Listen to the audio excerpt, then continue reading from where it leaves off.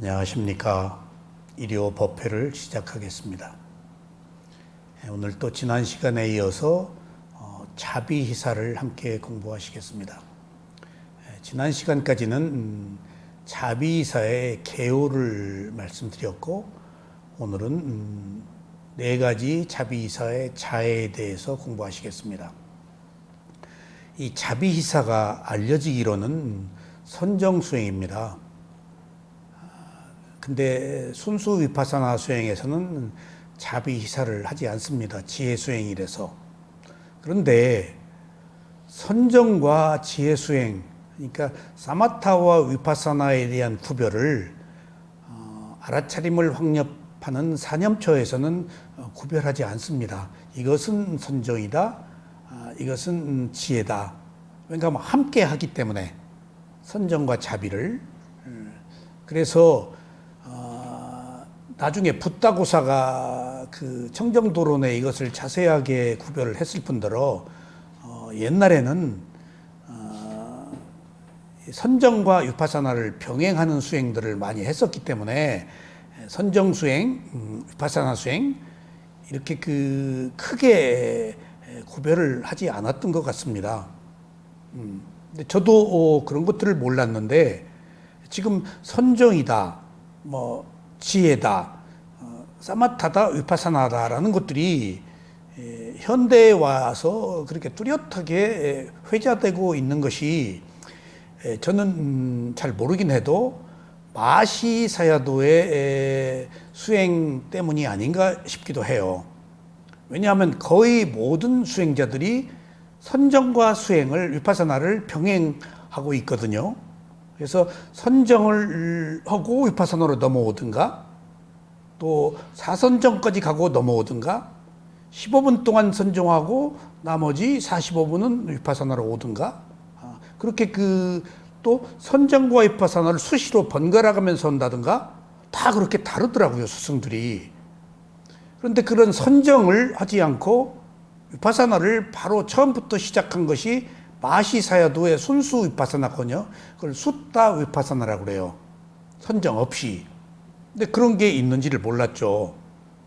근데 미얀마의 위파사나 수행자들의 85% 이상, 거의 90%에 가까운 사람들이 전부 순수 위파사나를 해요. 그러니까 자꾸 선정과 위파사나가 구별된 것 같아요. 그러니까 대념 적용에서도 그런 구별이 없어요. 그러니까 사티 사마디 하면은 사티 사마디 빠냐 그렇게 세 개 나오잖아요. 사티 사마디 하면 그것은 선정의 범주에 속해요. 사마디까지는. 근데 사티 사마디 빠냐 개정해가 들어가면 위파사나요. 그렇게 구별되었지 이것은 선정, 이것은 위파사나 그렇게 구별하지는 않아요. 그런 기록이 없어요. 부처님 말씀에도 그런 얘기가 없어요. 교학에서는 조금 분석을 하지만은, 그러니까 아나파나사티, 코의 들숨과 날숨도 니미타 표상으로 보면 선정이야. 근데 느낌으로 보면 위파사나야. 같은 아나파나사티, 호흡을 알아차리는 방법도. 그러니까 혼용하기 때문에 크게 구별을 할 필요가 없었는데, 나중에 이제 순수 위파사나가 생기니까 자꾸 사마타 위파사나 경전에 없는 이야기들이 자꾸 나온다고요. 위파사나란 말이 많이 안 나와요. 사마타의 대칭으로 위파사나란 말이 나오거든요. 순수 위파사나 때문에 위파사나라는 말이 그냥 많이 사용된 것 같아요. 그러니까 제가 미얀마에서 수행을 하고 이제 한국에 왔을 때 위파사나가 부처님이 깨달음을 얻은 수행이다 라고 했더니 아니다라고 그러는 거예요, 사람들이. 그래서 왜 그러냐 그랬더니 위파사나란 말 어디 있냐? 실제 없어요. 있기는 있어요. 희귀하게 사용돼요. 근데 순수 위파사나에서는 순수 위파사나니까 자꾸 위파사나 얘기가 나오는 거예요. 선정이 없는. 그래서 그렇게 관념과 실제다, 빠ඤ්ඤ띠와 빠라마타다 해서 선정과 위파사나를 구별하지만은 실제 수행자들은 필요하면 갖다 쓰는 거예요. 선정도. 그래서 근데 이제 순수 윗바사나를 하는 사람들은 선정을 경험을 안 했기 때문에 안 해요. 그런데 이제 그 마시 제자 중에서 우자나카사야도 승가대 교수하셨던 그 유일하게 마시 제자 중에서 참매 우자나카사야도만 선정을 해요. 그러니까 나머지 이 마시 사야도의 판디타 라마다 뭐 그 쇠오민이다 뭐 그 우쿤타라 비암사다 이런 분들은 선정 얘기 자유관 얘기 안 하세요. 허락하지도 않고 아마 이런 그 차이가 있는 것으로 이해하시고, 결국은 제가 또 경험을 해보니까 순수 윗바사나를 하더라도 선정이 따라붙어요. 지금 우리가 지금 선정 공부 자비이사가 하는데 이것을 선정에서는 기본적으로 깔고 목표로 하지만은 순수 윗바사나를 해서 무상고무하라 하는 수행은 자비이사가 그냥 따라온다는 사실을 알았어요. 이것을 목적으로는 하지 않더라도 그래서 결국은 이 자비이사가 선정 수행의 범주에 속하지만은 윗바사나 수행자들에게도 다 필요한 것이다. 그래서 우리가 자비이사 사무량심을 한번 공부해 보시겠습니다. 먼저 이 자애를 빨리어는 메타라고 합니다. 이게 선한 의도, 자애. 근데 여기 비는 포함이 안 됩니다. 비는 그 동정, 연민. 근데 자애는 그냥 자애만 속해요. 근데 어느 의미로 자애에 자비라는 말도 포함되는데 정확한 의미는 그냥 자애예요. 근데 자애할 때는 자비가 묵시적으로 포함될 수도 있어요. 그러니까 자애 하나에 자비이사가 다 포함될 수도 있고, 자애할 때는 최소한도 비까지는 또 붙는다 하는 것들을 경전에서 볼 수가 있어요. 근데 여기서 이 자애가 중요한 것이 그러니까 그 위파사나의 그 통찰지혜에서 무상고무화의 자애가 포함되어 있지만은 중요한 것이 위파사나 수행을 해서 통찰지혜로 무상고무화로 깨달음을 얻으면은 그 특성을, 위파사나 수행의 특성을 네 가지로 구분할 때, 처음에 모양의 특성, 그 선정이에요. 두 번째 고유한 특성, 그것이 가지고 있는 비교할 수 없는 그것만의 특성, 차별화돼 있어요. 그것이 느낌이에요. 배고프다, 뜨겁다, 차갑다, 즐겁다, 괴롭다 하는 그것만이 가지고 있는 고유한 특성. 근데 그 고유한 특성으로 들어가면 무상이 바로 나와버려요. 그리고 세 번째 특성에서는 조건적 특성, 원인과 결과의 특성이 있어요. 그리고 네 번째 마지막 특성이 일반적 특성, 보편적 특성이에요. 그러니까 모든 사람이 공이 가지고 있는, 그러니까 어느 누구에게만 한정된 게 아니고, 그러니까 은현 씨 깨달음을 얻었다 하는 것이 무엇을 알았다지? 깨달음을 얻었다. 무상고무화를 알았어. 근데 무상고무화가 어떤 특성을 가지고 있어? 보편적 특성, 일반적 특성이야. 누구나 예외 없이. 그러니까 이건 현상계의 질서야 아니야? 일반적 특성은 질서야. 그러니까 우리가 현상계 그 나라는 그 욕망, 아이덴티티, 그 유신견을 가지고 충불나게 살다가 고생을 해서 후도의 길을 걸어가지고 일반적 특성, 보편적 특성, 모든 사람이 공이 가지고 있는 어떤 질서로 귀의하는 거예요, 이게. 그냥 고생해서 원래 누구에게나 있는 질서로 귀의하는 것이야. 그러니까 부처님이 현상계의 질서에 귀의한 분이에요. 근데 우리는 현상계의 질서를 벗어난 삶을 사는 거예요. 나니까. 탐진치를 우선하니까. 내 돈에 물 대야 되니까. 나 우선으로 삼아야 돼. 내가 합격하고 내가 돈 벌고 출세해야 되니까. 그럼 그건 충불난 거야. 그러면 괴로움이 와. 이기적이야. 그것은 그 어떤 질서가 달라. 그러니까 우리가 고생을 해서 어린아이로 돌아가는 거예요. 어린아이에게도 타고 태어난 탐진치의 본성이 있지만은 성인이 되면서 번뇌, 오염된 것들이 아직 덜 붙었잖아. 그러니까 깨달은 사람을 보면 어린애 같아져요. 얼굴이 해맑고 눈빛이 밝고 탐진치가 없어졌다는 얘기야. 그러니까 태어나서 산다는 것은 탐진치를 덕지 붙이다가 그것 때문에 괴로우니까 없는 힘, 있는 힘 다 가지고 마지막에 깨달았다고 해서 가보니까 원래 현상계의 질서, 탐진치가 없는 순수한 마음으로 돌아가는 것이에요. 예, 회귀하는 거예요. 인간의 본성에, 때묻은 본성에. 그래서 여기서 자애가 보편적 사랑이라고 하는데 이 보편적이란 말이 네 가지 특성 중에 일반적 특성, 보편, 누구나 가지고 있는, 누구나 가져야 될 어떤 질서다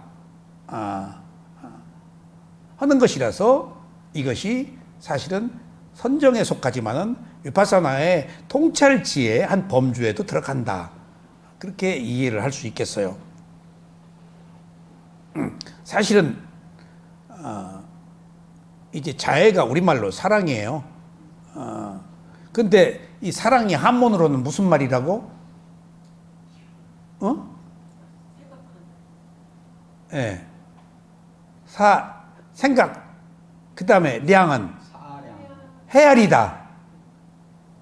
사량이 사랑으로 바뀌었어요. 그 좋은 사람 있으면 재밌게나 생각하잖아요, 지금. 생각을 많이 하는 게 사랑이에요. 예. 그래서 사량 분별할 때 생각을 많이 헤아린다가 사량인데 그것을 쉽게 우리말로 사랑이에요. 사랑하면은 생각하잖아요. 아셨죠?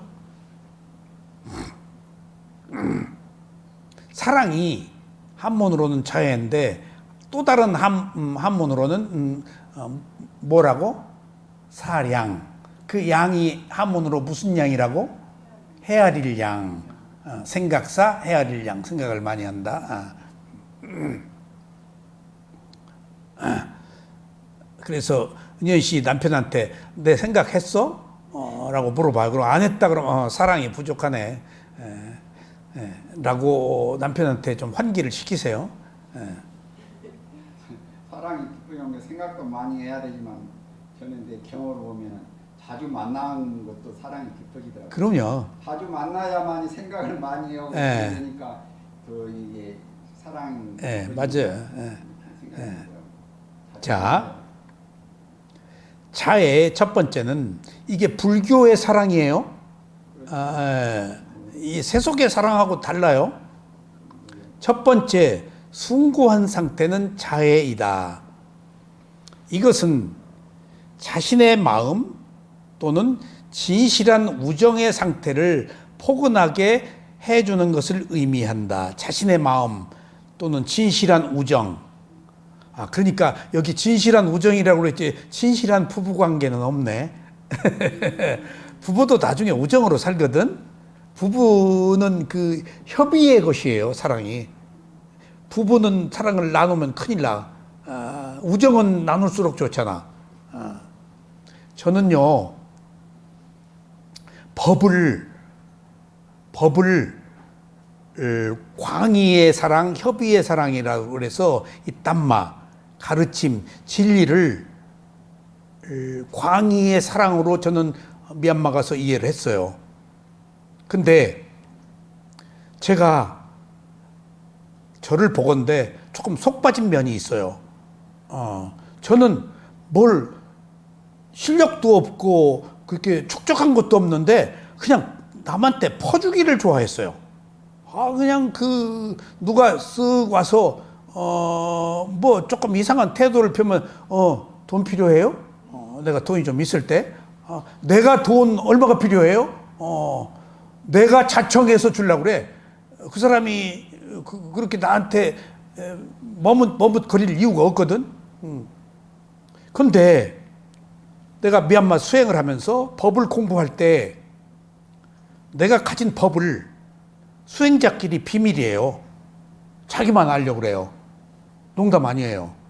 그러니까 그 어떤 그 무예다, 예술이다 이런 것도 제자들한테 안 가르쳐 주거든요.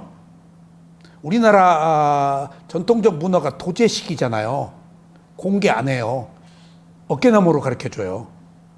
그 다음에 체계적으로 안 가르쳐 줘요. 거기 청소하고 밥하고 뭐하고 몇 년 어깨 넘어서 슬쩍슬쩍 배우는 것이지. 예, 그게 어떤 그 전통적 그 어떤 가르침이라는 것이 시스템화되어 있지 않아요. 전통이 그렇습니다. 그래서 청자다 뭐다 이거 만드는 기법이 끊어진 거예요. 자식한테 안 가르쳐 주고 죽었어요.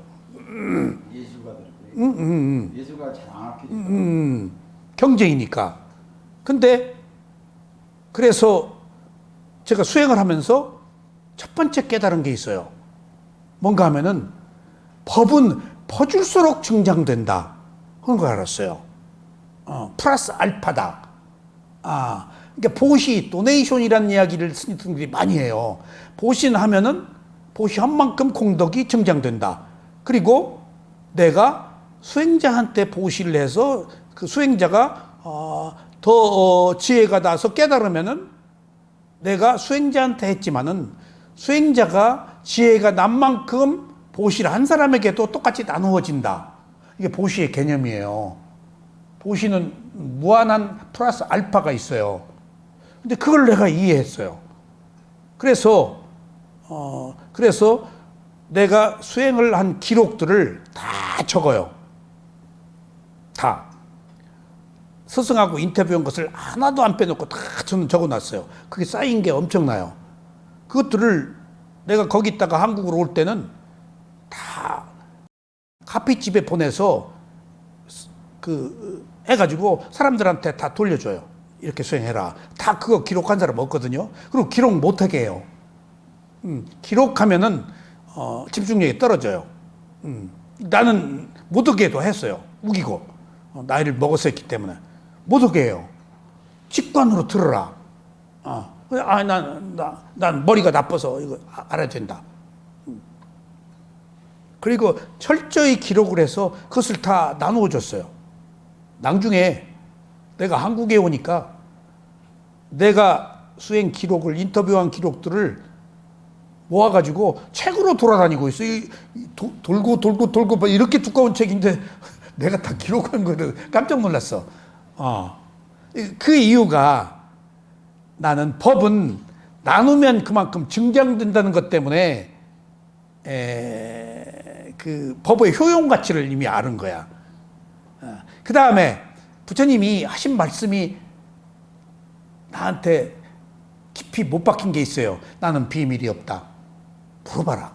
마지막 열반하실 때 물어봐라. 난 비밀이 없다. 그러니까 부처가 비밀이 있겠어? 그러니까 대답이 없으니까 그러면은 옆에 친구한테 네가 묻기가 뭐 하면은 친구한테 이거 좀 물어달라고 얘기를 해라. 그래도 아무 대답이 없으니까 아바마데나 쌍카데타 와야담마 쌍카라. 모든 것은 변하는 성질을 가지고 있다. 열심히 노력해서 완성해라. 이게 마지막 유언이에요. 거기 아빠마다가 나와요. 열심히 노력하라가. 최고 상위 개념이에요. 그래서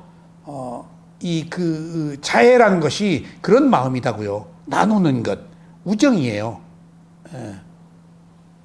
그래서 어떤 그 포괄적 그 사랑, 인류적 사랑, 전인적인 사랑, 그런 것들을 다 의미하고 있습니다. 이것은 예외 없이 모든 존재들의 번영과 행복을 진실한 마음으로 바라는 것을 의미합니다. 이것은 또한 우애적인 성질로 설명되기도 합니다. 함께 나누는. 왜냐하면 진정한 우정은 친구의 행복을 진실로 바라기 때문입니다. 그 그 자해의 대표적인 상징적인 자해관에 나오는 이야기가 바로 부처님께서는 이렇게 훈계하셨습니다. 마치 어머니가 생명의 위험을 무릅쓰고 외아들을 보호하듯이 비구는 모든 살아있는 존재에 대해서 끊임없는 자애심을 닦아야 한다. 그러니까 어머니가 외아들을 향한 사랑이 진짜 사랑이다. 조건 없는 사랑, 헌신적인 사랑. 그걸 가장 상징적으로 얘기를 해요.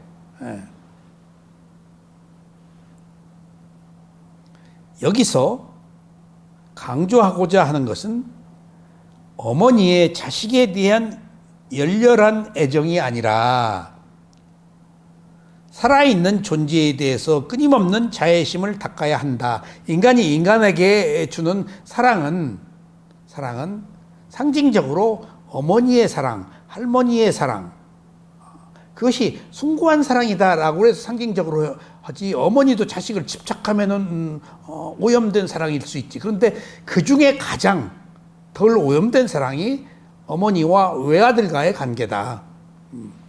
그렇게 이해하시면 되겠어요.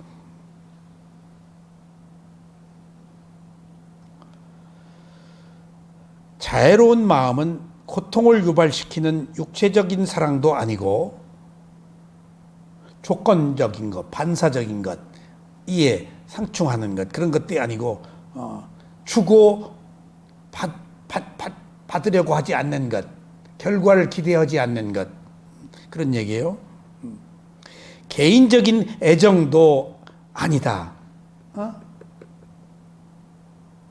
자애로운 마음은 단순한 이웃 사랑이 또 아니다. 그냥 옆집 뭐 빈대떡 나눠 먹고 허례 인사하는 것도 아니다. 왜냐하면 이것은 이웃과 외부인을 차별하지 않기 때문이다. 누구도 한 생명이면은 똑같이 공존하고 한 공간에서 살아 숨쉬면은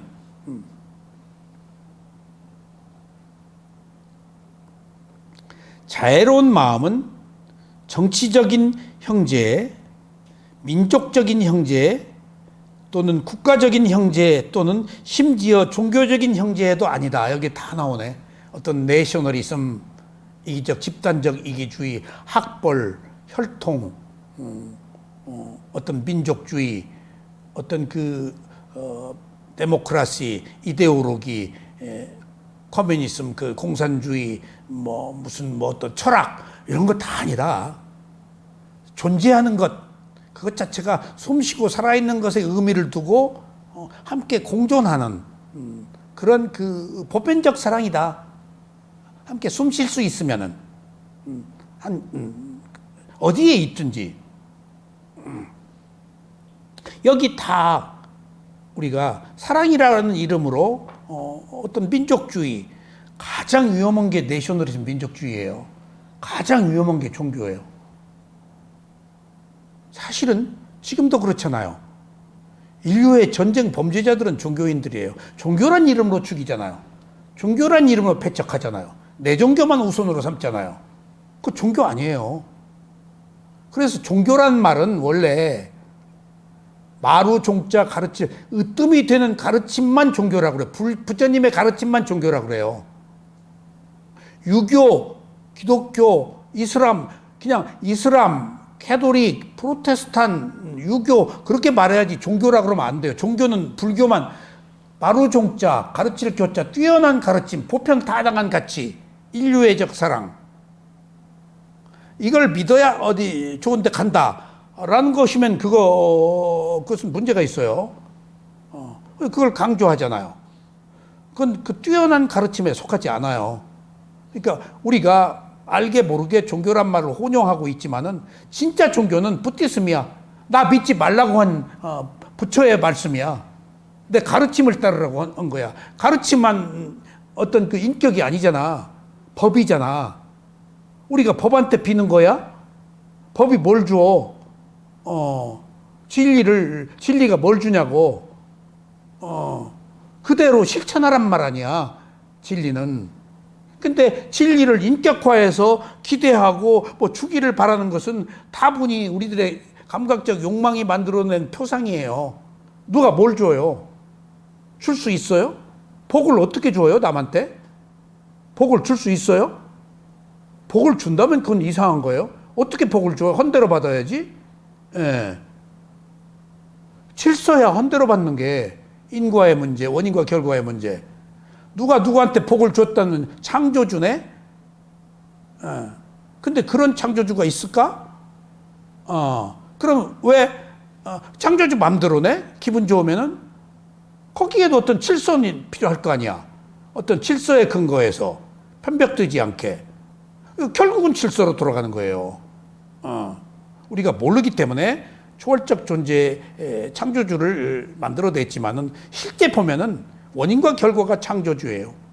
한 대로 받는다는 것이 어떤 질서가 끊임없는 인류의 역사 속에서 어떤 조건, 원인과 결과를 흘러왔잖아요. 거기 개입해? 그럼 개입한 사람 책임이에요. 왜 태풍을 일으키고 사람을 죽이고 죽을 만에 죽었잖아. 그걸 누가 관장하냐고. 제가 수행을 하면서 외국인들이 저 수행할 땐 외국인들이 굉장히 많이 왔어요. 마하시가 세계 각처에다 문호를 개방했어요. 이 법을 세계에다 펴겠다. 그래서 한국도 간 거예요. 그래서 서양 사람 뭐 그리스, 프랑스, 독일 뭐 한국, 근데 일본은 안 오더라고. 중국 대만 스님 한 분 있고 베트남 동양은 베트남 스님 있다금 한국은 그냥 다 점령하고 있고 일본은 내가 딱 그 오랫동안 하면서 일본 스님 딱 한 번 봤어. 일본은 철저한 일본식 불교가 있는가 봐. 이거 알려고 안 해. 근데 일본은 세계적인 학문의 종교도 세계적인 학문을 했는데 수행들을 안 해. 일본 사람들은. 상업적 불교라고 하더라. 일본이요? 상업적. 돈 전부 예. 돈으로 일본 딱 하나가 일본 스님이 왔는데 나 그렇게 까다로운 스님 처음 봤어. 아주 상대를 못할 정도로 이게 어떻게 일본 스님이지? 너무 타산적이고 계획적이고 그러니까 말이 안 통하더라고. 보통 수행자끼리 말 통하거든. 처음 봤어. 대만 스님 한 번 봤고 태국 스님도 수행을 하러 와요. 세계 각처에서 왔는데 인터뷰 때 내가 수다원이 되면은 지옥 축생 악귀 아수라에 안 떨어진다. 그리고 12연기를 공부하면은 원인과 결과를 알기 때문에 사학도에 안 떨어진다. 수다원이 되면 확실히 안 떨어지고 사학도는 안 떨어질 가능성이 많은 거야. 부처님 말씀이야 이게. 그래서 12연기를 공부하면은 쫄라소따빠나 작은 수다원이라고 그래. 왜? 아직 수다원이 안 됐는데 원인 인과로 사학도에 안 떨어진다 그래서 쫄라소따빠나 작은 수다원이라고 그래요. 그래서 인터뷰 시간에 제가 지옥에 딱 갔는데 수다원이 됐을 때 그럼 염라대왕이 수다원님이 여기로 어떻게 오셨어요? 절로 가십시오. 그렇게 해서 이렇게 분별해서 갑니까? 제가 지금 궁금해 죽겠습니다. 그러니까 혹시 내가 수다원이 돼서 사학도에 가도 그냥 휩쓸려서 범죄자라고 그냥 통과해본다 지옥에 가야 되는데 그 다 구별해서 날 천상으로 보냅니까? 그랬더니 거기 있는 외국인 수행자들이 박장대소를 하는 거예요. 내가 그렇게 모르고 수행했어요. 근데 다 박장대소를 했다는 사람들은 알아서 한 거 아니야. 나보다 다 알았더니 난 그렇게 순진하게 시작했어요. 그리고 그 이후에 또 별의별 일들이 많아요. 너무 이 법에 환희가 나서 그러니까 제가 좀 오바를 하는 성격이에요. 사여도한테 인터뷰 때 제가 소원이 하나 있습니다. 그랬더니 사여도가 뭐가 소원이냐? 한국 가는 게 소원이냐? 한국은 가는 게 아니고 제가 죽으면은 부처님하고 그 예수님 계신 천상에 가서 태어나고 싶습니다. 나 둘이 바둑 두고 있는 줄 알았어요, 거기서. 아, 그래 또 웃더라고, 사람들이. 내가 다른 종교를 믿고 전혀 이런 수행을 안 하가 불교를 처음 접했거든요. 그러니까 한국에서 대승불교를 접하지 않았기 때문에 밑그림이 그려지지 않아서 거기서 온전하게 위파사나 수행으로 밑그림이 그려진 거예요. 거기 법문으로, 거기 수행으로, 거기 인터뷰로. 뭔가 그러니까 그 밑그림이 그려졌으면 다른 그림을 못 그리잖아. 그러니까 나는 아무 기초 지식이 없어서 부처님의 그 대념처경 아비담마 가르침을 다 스폰지처럼 그대로 흡수한 거야. 그래서 조금 우여곡절을 좀 적게 겪지 않고 수행을 계속할 수 있지 않는가 의심을 내가 안 했어. 의심을 안 했어. 비교를 안 했으니까. 알아야 비교하지. 모르니까. 고정관념에 빠지면 빠져나가기 어려워요. 그러니까. 한번 고정관념. 자꾸 비교한다고. 내가 그걸 한국 스님들한테 많이 배웠어. 자꾸 마음이 여러 가지 마음이 있는 줄 알아. 아리야식, 말레야식, 뭔식 있으니까. 근데 아니 마음은 대상을 아는 거 하나. 그런데 아니야, 딴 마음이 있는 줄 알아. 그러니까 이제 그런 밑그림에 문제가 있더라고요. 그래서 설 아는 것은 위험해요. 그런 것처럼 여기 자해가 편벽된 자해, 별난 자해, 민족주의적 자해, 어느 특정한 집단의 자해, 그런 것들은 자해가 아니다, 그런 얘기예요. 거기에 민족주의가 가장 위험한 거예요. 그 민족을 위해서 우리는 철저히 일본을 대를 이어가면서 지금 기분 나쁘게 무시해야 되잖아요. 그 뛰어넘어야 되는데, 뛰어넘어야 되는데. 그러니까 부처님의 보편적 가치, 보편적 사랑이라는 것이 어떤 티끌도 없어야 된다는 거예요. 흠결이 똑같아야 된다는 거예요. 어떻게 보면 계율과 금지 조항에 대한 집착, 계금치견의 하나의 종류가 아닌가 싶어요. 계금치견이 이제 그거예요. 그러니까 뭐가 잘못된 거 옳다고 계속 주장하는. 그러니까 그것을 완성시키기 위해서 룰을 만드는 거거든. 그래서 계율이 필요악이야. 그래서 도덕이고 막아서 보호하는 것이지. 그래서 마지막에 계율을 계속 강조하는 것이 계율은 목표가 아니고 수단이다 라고 말해. 필요는 해, 청정 때문에. 근데 그걸 수단으로 삼아라. 목표면 그게 함몰된다. 그러면 이데올로기로 빠지는 거예요. 그걸 벗어나야만 수다원이 되는데. 근데 계금취견이 이제 수다원이 되는 조건에 유신견 계금취견이 이제 장애로 나오는데 계율이나 의식에 대한 집착을 금지한 것은 사실은 무엇을 보고 그 시대에 상징적으로 말을 했을까? 계금취견이라고 부처님이 얘기한 것은 계율이나 금지, 자인화교 때문이에요. 자인화교에 빨가벗고 너무나 너 극단으로 가니까. 생명 살생 극단으로 가니까 중독 아니니까. 근데 재밌는 얘기예요. 부처님은 불교가 인도에 실패했지만 자연화교는 대성공했어요. 이게 이런 세속은 보편적 가치가 용납되기 어려워요. 근데 자연화교는 극단이거든. 응? 그래서 재밌는 얘기예요. 자연화교는 어느 쪽으로 다 진출한 줄 알아? 상업적으로 진출했어. 상업은 살생하고는 관계가 없어. 그래가지고 인도의 상권 거부들이 전부 자연화교야. 그 유명한 세계적인 재벌이 자연화교야. 타타그룹 회장도. 타타그룹인가? 타타그룹도 그러지. 다 자연화교야. 상권을. 그러니까 불교는 폭망하고 부처님의 사기하족, 석가족도 종족도 멸망했어. 이게 부처님이 전통적 가문을 망친 사람이에요. 그러니까 이런 이론이 있으니까 그게 무슨 의미가 있냐, 한 인간의 괴로움을 해결하는데. 그러니까 우리가 이런 자해의 가치관이라는 것이 그런 어떤 보편다당한 것이 그런 어떤 룰, 기본, 틀, 그런 것들 다 뛰어넘어야 된다. 쉬운 일이 아니에요. 응? 쉬운 일이 아니에요. 그러니까 이제 우리하고 미국, 일본과의 관계도 어떻게 보면은 집착이잖아요. 그렇죠.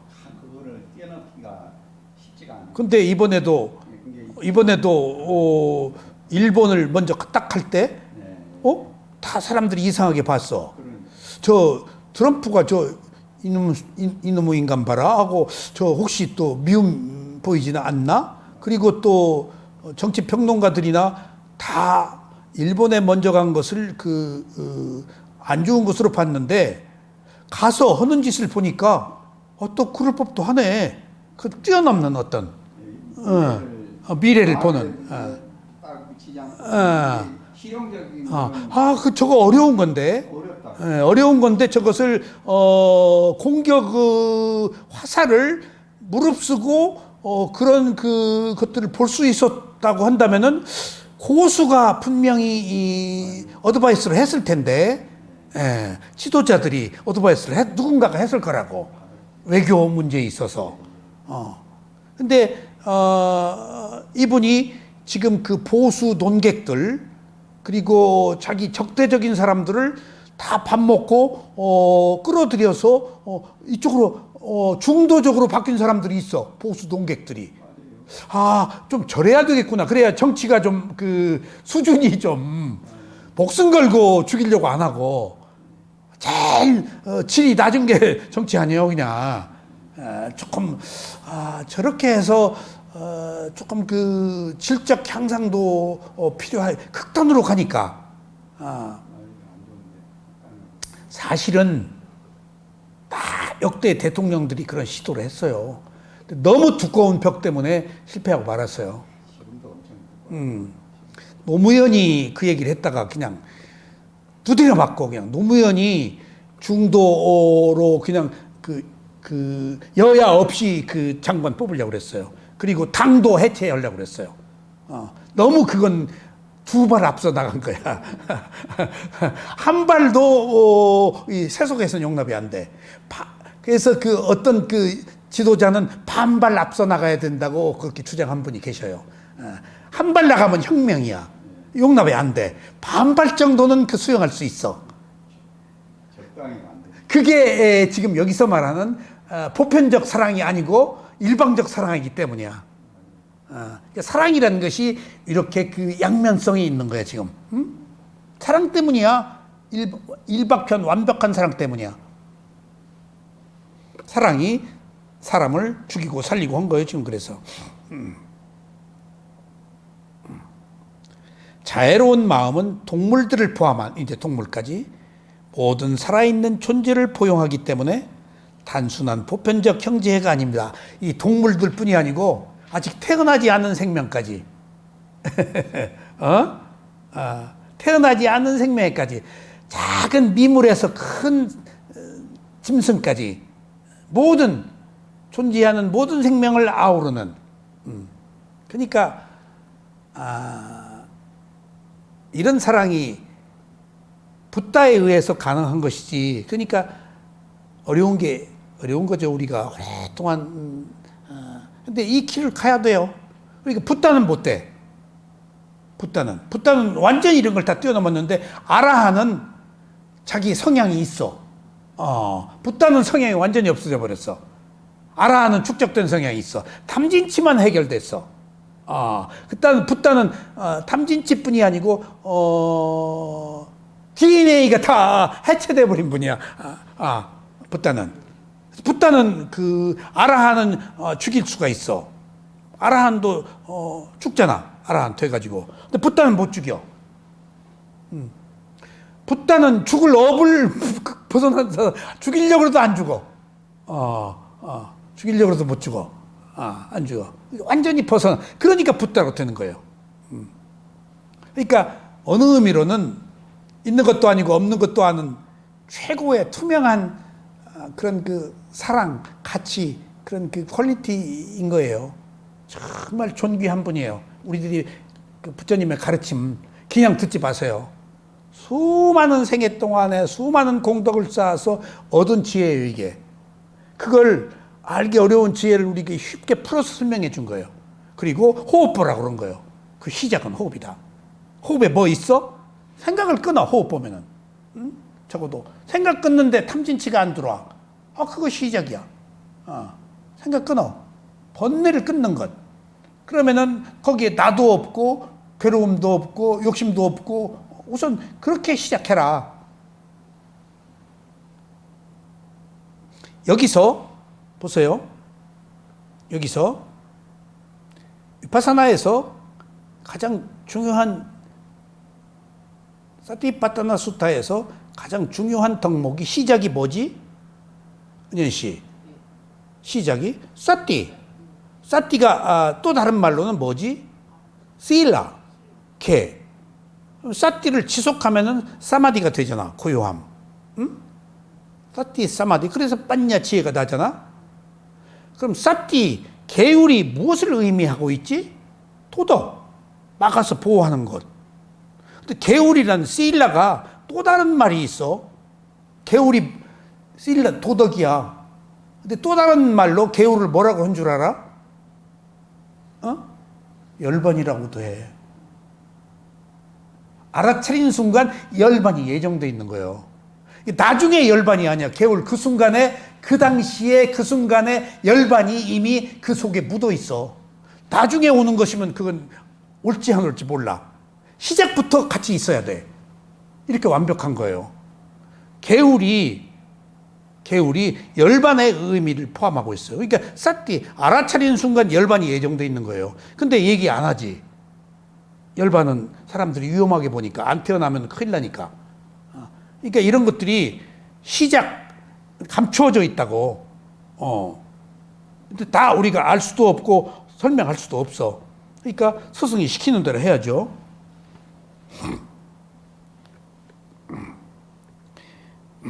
다시 자애로운 마음은 정치적인 형제, 민족적인 형제 또는 국가적 형제 또는 심지어 종교적 형제도 아니다. 왜냐하면 정치적인 형제에는 민주주의, 사회주의, 공산주의 등의 당파적 형제처럼 오로지 비슷한 정치적 견해를 가진 자들에게 한정되어 있기 때문이다. 주의 그 부친께서는요, 서울에서 2조 때 중동을 다니시다가 마지막 순종 황제 풍화하시고 그때 60만 세 6월 10일 날 발인하는 날 중동 중앙 학생들이 그 11명이 주도해서 만세 운동을 해서 이제 감옥 가셨어요. 그리고 이제 다 퇴학됐죠. 일제 시대니까. 그리고 그 이후에 사회주의 운동을 하셨어요. 민족적 사회주의 여운형 씨 뭐 좀 쪽에 그래가지고 이제 사상적으로 민주주의와 대치되니까 그래서 제가 4살 때 아버지하고 이제 헤어졌는데 성장을 하면서 이런 세상을 해요. 아버지가 사회주의 사상을 했을 때 그 시대에 유행을 했었지만은 아버지가 알고 했을까? 그때 그것이 좋아서 했을 거 아니야. 그 이유는 누구도 몰라.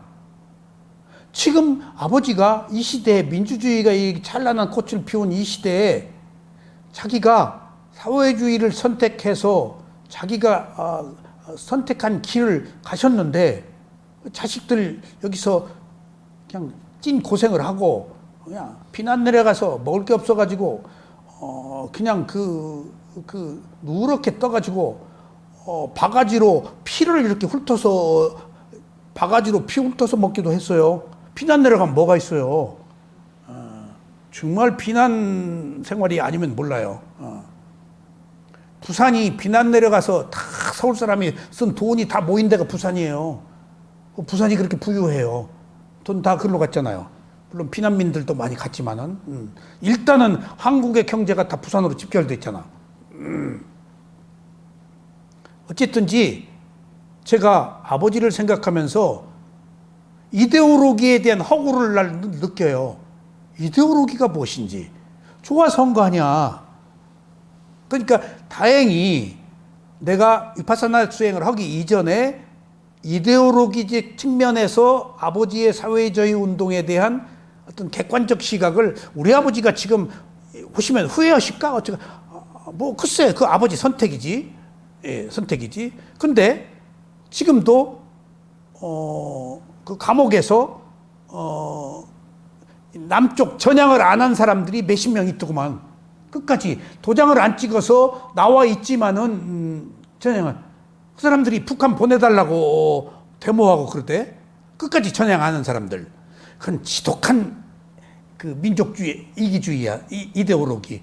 근데 국장님 제가 딱 생각해보니까 지금이니까 이렇게 확연히 좋은 게 나쁜 게 분별되는데 그 당시에 1945년 해방된 그 당시에는 몰랐지. 이게 민주주의가 좋은지 사회주의가 모르지. 사회주의가 똑같이 잘 산다는 아주 추상적인 그런 이론인데 그게 더 좋아 보일 수도 있어요. 그러니까 그때 유행을 했어. 네. 동남아시아에. 판단이 어려웠던 시기. 일본 지식인들이 전부 사회주의로 경도됐어. 진짜 좋은 거지. 후진국이 오히려. 사회주의 세력을 해야 이제 네. 성장한다는 어떤 그 네. 어떤 세계적인 그 어떤 그 흐름이었어. 그러니까 결론적으로 그래도 처자식 그 다 버리고 이제 헤어졌는데 결과적으로 지금 이 시점에 와서 우리 아버지는 어떻게 생각하실까? 지금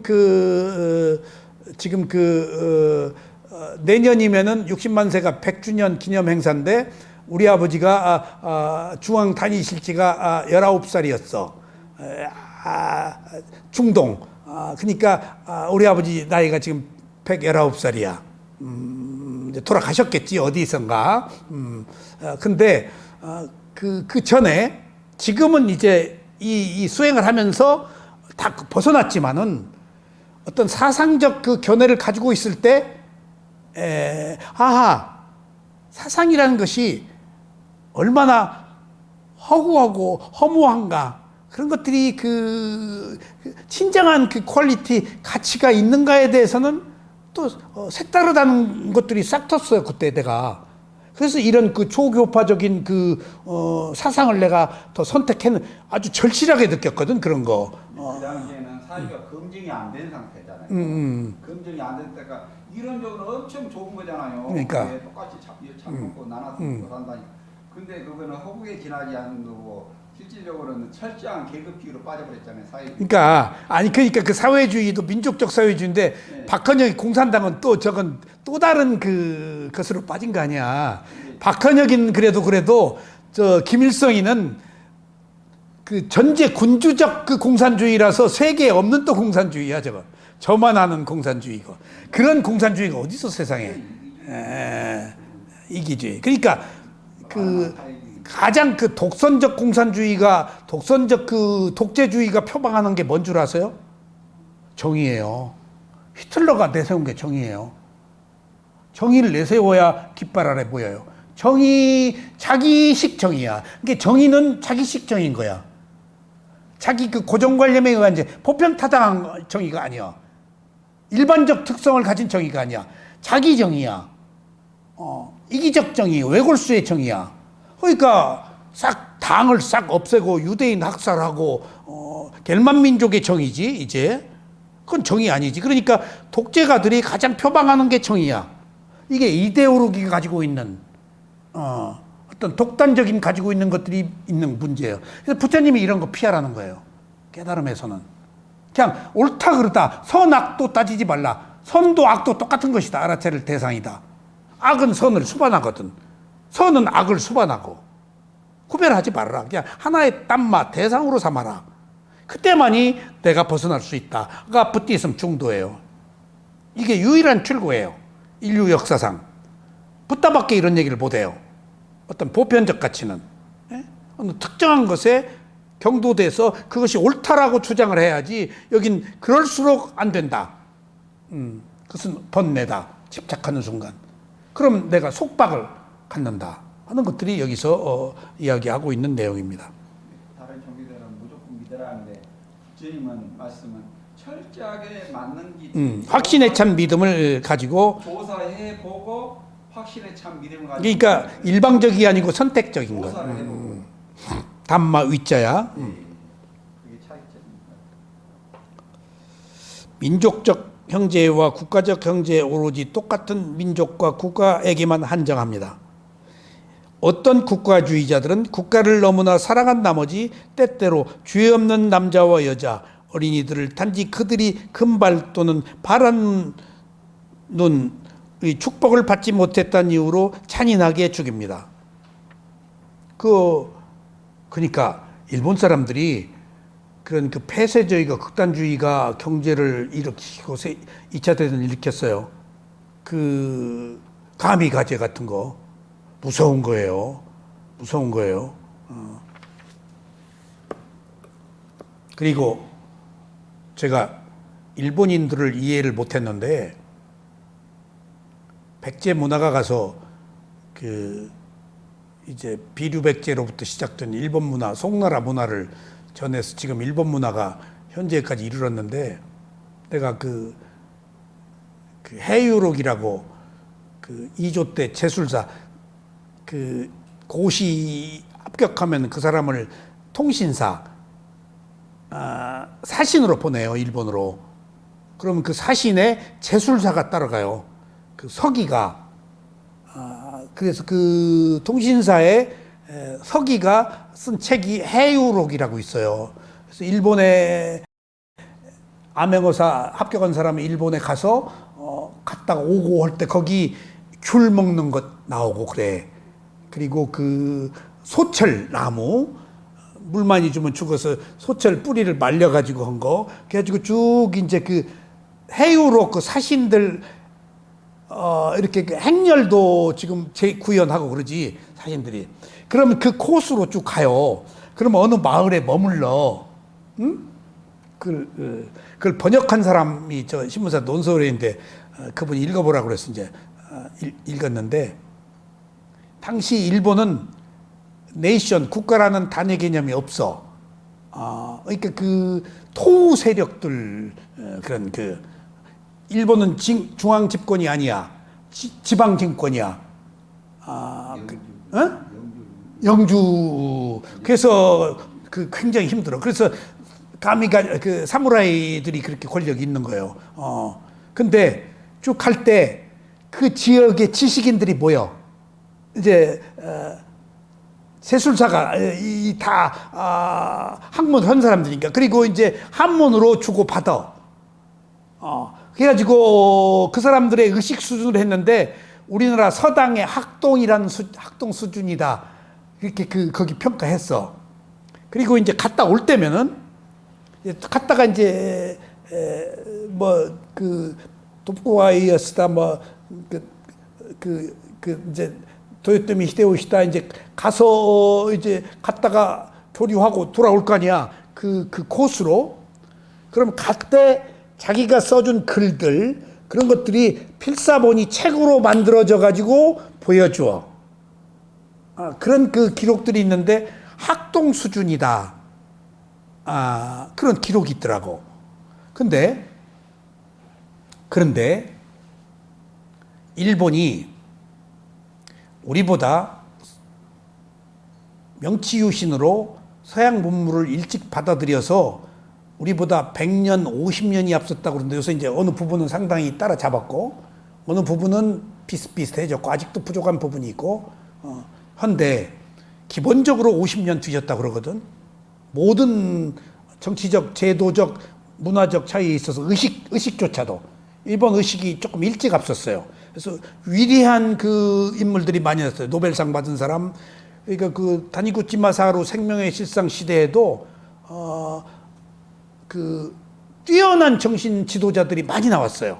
일본에. 정말. 안현필 씨가 한 자연 건강 이런 거 전부 니시 가츠조, 서식강 전부 일본 사람 책 갖다 베껴 쓴 거예요. 그 시대에 뛰어난 사상가들이 많이 나왔더라고. 그 다음에 생명의 실상. 그것도 그 시대에 뛰어난 사상가들이 나왔어요. 영적으로. 근데 50년 뒤진, 아니, 우리보다 뒤진 사람들이 우리보다 50년을 시대적으로 앞섰다고 하는 이유가 어디 있을까, 은현 씨? 일본과 한국의 차이가 기록이에요. 일본은 문화가 안 들어오니까 들어온 문화를 갈고 닦아요. 우리 도에 우리는 차에 차도, 서에 서도 도로 만들어 버려요. 숭고하게. 예. 도로 성화를 시켜버려요. 우리는 계속의 중국의 문화가 들어오잖아. 그러니까 쓰다 버리고 쓰다 버려도 중국에 계속 그 소스가 중국이니까. 일본은 섬이니까 안 들어올 수 있잖아. 그럼 들어오면은 갈고 닦는 거야. 그래서 우리나라 불교 문화도 갔다가 사실은 도깨니 우리 불교 문화가 한국에 다 갔다 그러지만은 도깨니 송나라에서 정법안장 배워가지고 일본 불교를 또 새롭게 만들었어요. 외국 사람이 도깬 하도 그래서 도깬 얘기 서양 불교학자들이 딱 보니까 송나라 때 중국 가서 공부하고 일본에 가서 정법안장 책을 쓴 사람이야. 그러니까 우리는 불교 다 일본에 준 줄 알았는데 도깨네 정법안장 책을 어렵게 내가 아무 수소문에 경기대학교 도서관에 있더라고. 그래서 나는 위파사나 수행하면서 거기 위파사나 비밀이 있는 줄 알고 위파사나 기록이 없기 때문에 다 선정해요. 사마타야. 위파사나 얘기 없어요. 정법안장에. 중국에서 도깨니 배운 것이 중국의 그 사마타 화두였던 것 같아. 위파사나 얘기가 없어. 조금 제가 실망을 했는데. 박사님, 기록 문화가 왜 일본이 우리보다 50년 선진 문화가 됐는가 그러면 이 지혜가 앞섰다는 뜻이거든요. 지혜의 특징이 뭔지 아십니까? 반복이에요. 기록을 통해서 반복을 할 수 있기 때문에. 조금 DNA가 조금 있었구나. 지혜가 생기는. 반복이 해야만 있어요. 그러니까 그 일본 유명한 그 산악인 히말라야도 갔다 온 그 책을 내가 많이 읽었는데 그 기록을 보면 일본 사람들 산사고가 많이 나잖아요. 그러면은 고립이 돼요. 근데 죽기 전에 비닐에다가 그 날을 써. 그리고 다음 날 또 써. 죽기 전에 마지막 죽을 때까지 비닐에다가 일기를 써. 그리고 비닐로 덮어놔. 대단한 민족이네. 그것들이 발견돼. 죽고 나서 비닐 속에 언제까지 쓴 기록이 나와. 이게 이제 그 산에서 조난 당해가지고 지금 움직이질 못한 상태가 됐겠지. 근데 거기 종이와 펜이 있었고 비닐이 있어가지고 그런 기록들이 밝혀지는 거 보고 이 사람들 무서운 사람들이네. 그래서 반복을 할 수 있다 이거예요, 법사님. 그래서 세계에서 기록하는 민족 중에 유일한 두 개 민족이 있지. 하나가 유대인하고 일본인들이에요. 구약이 유대인 기록이에요. 아브라함. 유대인도 탈무드 그게 기록으로 되고 있잖아요. 구약이 유대인 기록이에요. 반복해서 그거를 지혜가 대단히 높다고. 그러니까 우리는 기록을 안 남기는 또 특징이 있어요. 그냥 팍 그 예적 능력이 있어가지고 그냥 탁 그냥. 제 생각에는 그런 애를 기록이 반복할 수 있게 지혜가 생길 수 있는 그런. 그러니까 없는 지혜도 생기겠지. 문화가 생겼고 또 하나 특징으로서는요, 일본 같은 게 이 사람들이 청소 깨끗이 하는 거에 문화거든요. 이 지혜가 청정이잖아요. 근데 그것은 내가 또 다른 측면으로 봐요. 왜냐하면은 습기가 많아서 청소를 안 하면은 전염병 때문에 죽어요. 그런 점은 하여간 깨끗이 한다는 것도 어떻게 보면은 좀 그런 그리고 일본을 우리가 모르는데 일본은 드러내는 것을 천박하게 알고 우리는 드러내지 않는 것을 이속만 챙긴다고 그런 하여튼 그 차이가 달라요. 우리는 과시하고 드러내잖아. 근데 과시하고 드러난 것을 경솔하다고 봐. 사람들은 숨겨. 근데 결정적인 것은 은현 씨 지금 일본이 위안부 사건으로 사과를 해요, 안 해요? 왜 안 하죠? 예? 일본은 사과하느니 죽어버려요. 예. 일본 특성이에요. 사과하느니 할복해버려요. 안 해요. 덕이 없어서 그렇대요. 덕이. 예. 그러니까 또 내가 위안부 사건 때문에 그 저거 엄연한 진실인데 한국만 한 게 아니고 유럽 여자들도 다 데려다가 했잖아. 일본 가이드한테 들었어요. 물론 일본 가이드가 한국 사람이지. 일본은 사무라이 군부 시대잖아요. 여자가 도구예요. 여자가. 엄청 유용하잖아요. 도구야 그냥. 지금도 그렇지. 도구예요 여자는. 남자에게 종속된. 몇 번 시집가고 막 예. 이거 권력 그거 저기 예. 보내고 또 보내고 막. 그러잖아요. 근데 거기에서 가이드가 그러더라고. 군인들이 성문제를 집단적으로 해결해주는 전통 문화가 있대요. 그러니까 그건 국가적 차원이래. 군인 하면은 군인들의 성문제를 국가가 해결해주는 사회 시스템이래요. 그러니까 다르지 우리하고는. 예. 그러니까 그런 점에 있어서 여자들을 집단적으로 위안부를 삼은 거에 대해서 죄의식을 안 느끼는 거야. 어떤 그 조직이 운영하기 위해서 필요한 하나의 제도로 보는 거예요. 그놈들은. 그러니까 이놈들이 그렇게 뻗치고 사고를 시인을 안 하는구나. 이런 견해의 차이 때문에 그것을 알았어요. 문화라고 자기들은 예? 문화라고 일본 문화라고 생각하니까 예. 좀 그걸 문화라고 하면은 잘못됐다고 생각 안 하잖아요. 그러니까. 문화라고. 그러니까 성문제는 군인들의 성문제는 군부가 책임져야 될 사항에 속해서 군부에서 모집을 했다니까 위안부를 군부에서 돈 주고 그래서 그 얘기가 나오는 거야. 얼마 준다고 그러고 모집했다고. 그래서 이 연대 교수가 뭐 돈 받고 갔다 어쩌다 그런 얘기를 해서는 안 되는데 군 부대에서 모집을 했다니까. 근데 그렇게 해서 간 사람도 있겠지만 잡아서 끌려갔지 다. 길가에서 잡아가지고. 자 갑시다 이제.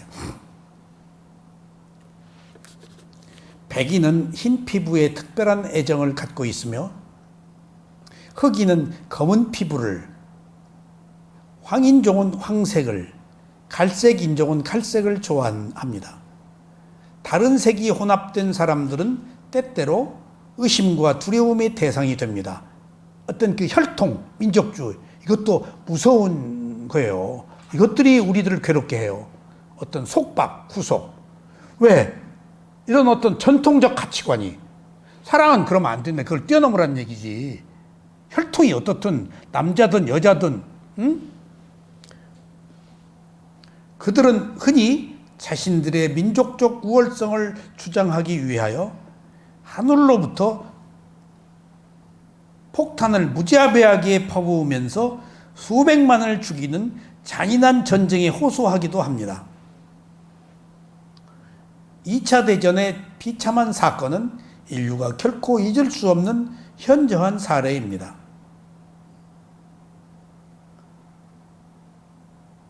고대 국가에서는 어떤 편협한 마음을 가진 사람들 사이에서 계층과 계급의 소수 집단이 존재했는데 여기서 이른바 강력한 압제자의 형제애라고 불리는 것은 매우 제한되어 있었기 때문에 억압받는 자들은 단지 출생이나 계급 때문에 기본권을 누리는 것이 허용되지 않았습니다. 그러니까 일본의 카스트 제도 같은 거네. 우리 신분도 있잖아요. 이 압제자들은 가엾은 인간들입니다. 왜냐하면 그들은 자신들이 만든 물샐 틈 없는 벽에 스스로 갇혀 있기 때문입니다. 차승차박이지. 여러분들 그 스리랑카 근로자가 시골에서 벽돌 공장에서 말았는다고 포크레인에 벽돌에다가 그 띠로 묶어가지고 들어 올린 거 뉴스 보셨나요?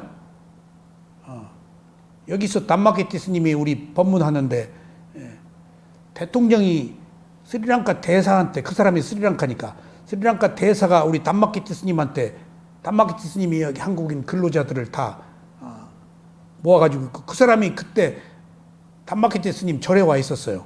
문제가 돼가니까. 몇 달 전 얘기가 언론에 보도된 거예요. 그러니까 이제 거기 있다 그러니까 단마켓 스님 와서 계속 그 대사하고 통화를 해서, 그리고 미국 가셔서 엊그제 갔다 와서 물어봤어요. 어떻게 됐느냐? 그 사람이 포크레인에 끌어올려서 뉴스에 난 것을 대통령이 보고 장관이 봐가지고 대사한테 가고 대사가 단마켓 스님한테 오고 그래가지고 난리가 났을 거 아니야. 그 이제 노동부 장관에서부터 근데 그걸 터트린 사람이 나중에 또 나왔대. 노조 관계된 사람이야. 그 사람이 그것을 그 동료가 찍은 사진을 몇 달 전 것을 터트린 거야. 그러면은 이제 떠나, 옳고 그름을 떠나. 노조는 호재를 만난 거야. 한 그 인권이 유린되고 있는 동남아 근로자들이, 그러면 이제 호재야. 그러면 이제 근로자의 인권을 위해서 그것을 확대 재생산해야지. 그래 이제 사회가 혼란이 왔어. 그래가지고 페널티 받은 사람도 있고, 적당히 벌금 물은 사람도 있고, 나름도 있겠지. 그러면 이제 지금 몇 달이 지났으니까, 그 사건 난 지는 몇 달 뒤에 난 거니까. 그리고 그 사건 난 지가 지금 한 달 조금 됐지? 내가 이번에 오셔가지고 그 근로자 어딨냐고 그랬더니 거기 시골에 있대. 그래서 요새 뭐 하냐고. 고생한대. 그래서 왜 고생하냐고 그랬더니 취직을 못 하고 있대. 왜 그러냐고 그랬더니 어디서도 안 받아준대. 여기서도 안 받아주고. 그 사건 받아주겠어?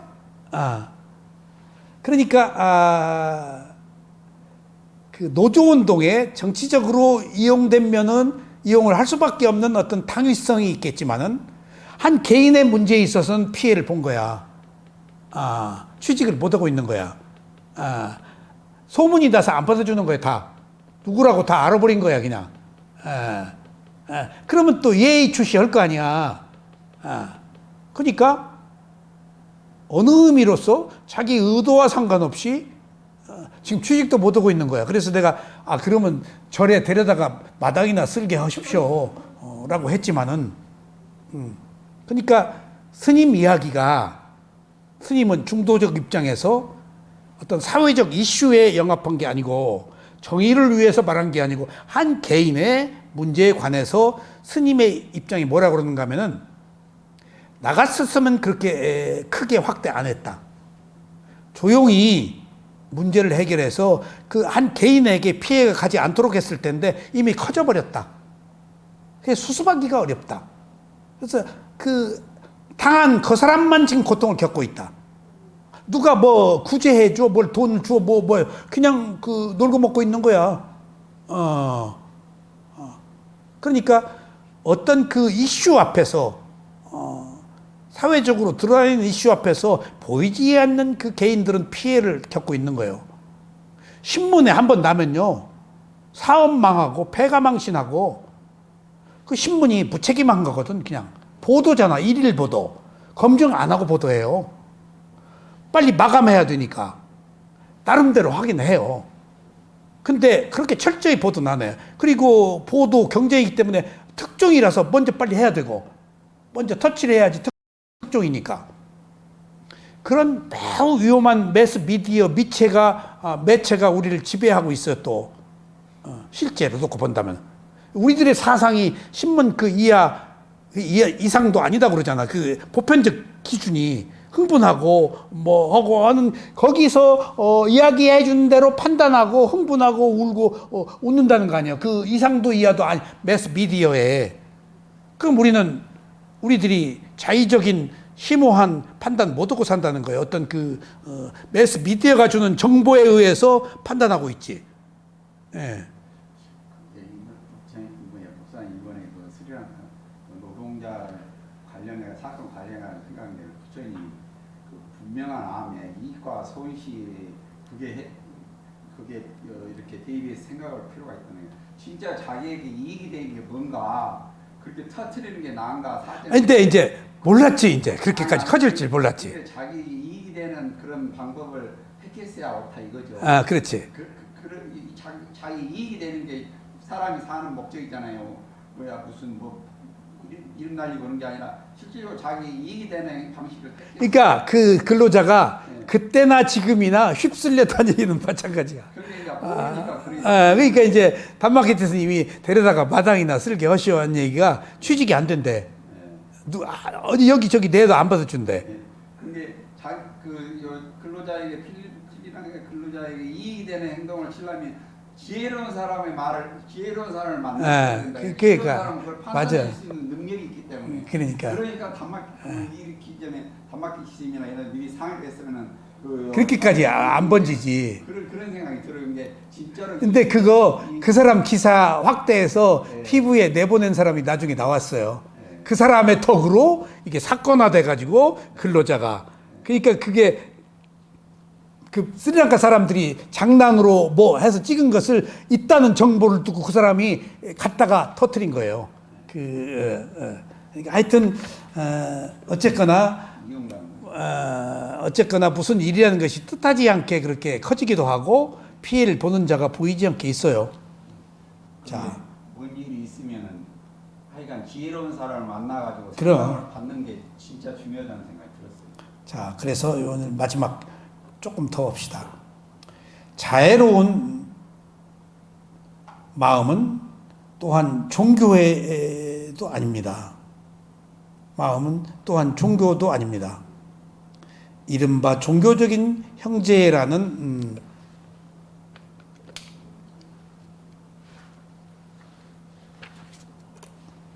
한심한 제한 때문에 인간의 머리가 조금도 꺼리낌 없이 잘 이루어졌고 중세 진실을 말한 사람을 불로 지지고 살아있는 채로 불 속에 던져 넣었습니다.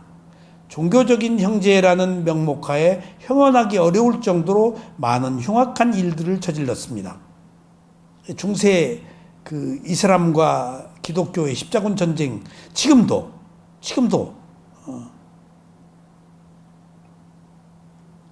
잔인한 전쟁들이 치루어지면서 인류 역사의 순수한 페이지를 피로 물들였습니다. 심지어 문명화되어 보이는 20세기에도 어떤 종교의 추종자들은 다른 신앙을 가진 자들을 단지 자기들과 똑같이 생각하지 않거나 또는 서로 다른 계층에 있다는 이유만으로 미워하거나 냉혹하게 박해하거나 죽이기도 합니다. 만약에 종교적 견해 때문에 다른 신앙을 가진 사람들이 형제와 자매처럼 하나의 단상에 함께 설 수 없다면 인류의 자비스러운 스승들의 전도 활동은 애석하게 실패하고 말 것입니다. 숭고한 사랑은 이러한 종류의 편견 있는 행제를 모두 초월합니다. 이것은 그 대상과 범위에서 무제한적입니다. 이것은 아무런 장벽을 갖고 있지 않습니다. 이것은 차별을 만들지 않습니다.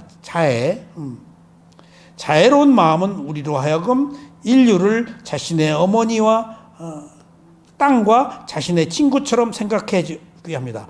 어머니처럼 또 비유하는 게 땅처럼. 땅은 거부하지를 않는 거예요. 땅이 더러운 물 끼얹지 말라고 그래? 또 하나 빠졌어. 어머니처럼 땅처럼 또 뭐? 에? 친구는 안 돼. 하나 빠졌어. 은현 씨 남편이 은현 씨 어떻게 사랑하냐고 그러면 뭐라 그래? 땅만큼 하늘만큼. 땅도 있고 하늘도 없고. 하늘이 새가 날아다니지 말라고 그래? 예. 하늘이 바람 넣어 불지 말어 구름 떠나지 말라고 그래? 거부하지 않잖아. 어머니의 사랑처럼 땅처럼 하늘처럼. 그 말을 하긴 했구나. 하늘처럼 땅처럼 사랑한다고. 어머니의 땅과 자신의 친구처럼, 그러니까 하늘이라고 그랬는데 친구라고 그랬네. 마치 태양이 어느 방향에서도 예외 없이 빛을 비추듯이 숭고한 사랑도 즐거운 것과 즐겁지 않은 것, 부자와 가난한 자, 높은 자와 낮은 자, 악한 자와 선한 자, 남자와 여자, 인간과 동물 모두에게 향기로운 사랑의 축복을 평등하게 쏟아붓습니다. 오늘 여기까지 말씀드리겠습니다. 다음 시간에 자해에 대해서 계속 말씀드리겠습니다.